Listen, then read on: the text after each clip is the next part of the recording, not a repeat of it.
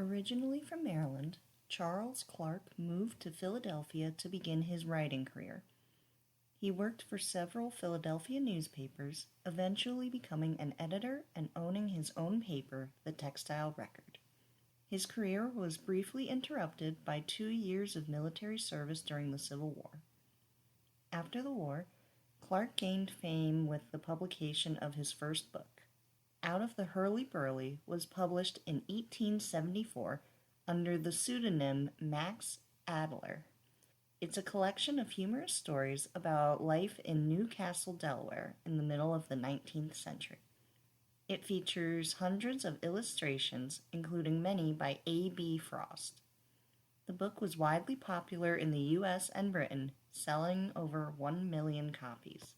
A few years after the publication of Out of the Hurley-Burley, Clark moved to Conshohocken with his family.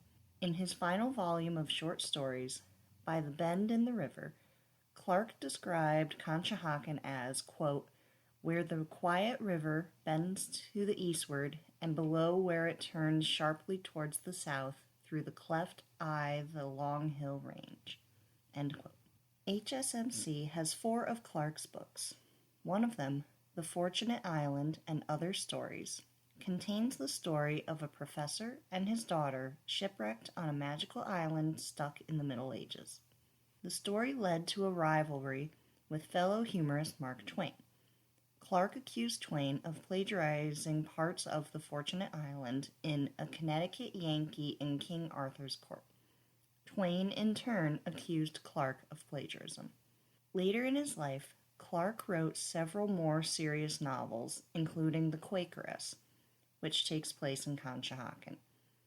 These novels were not as successful as his humorous stories. In addition to writing, Clark was also president of the H. Elwood Lee Company, a manufacturer of surgical instruments founded by a former student from Clark's Bible class.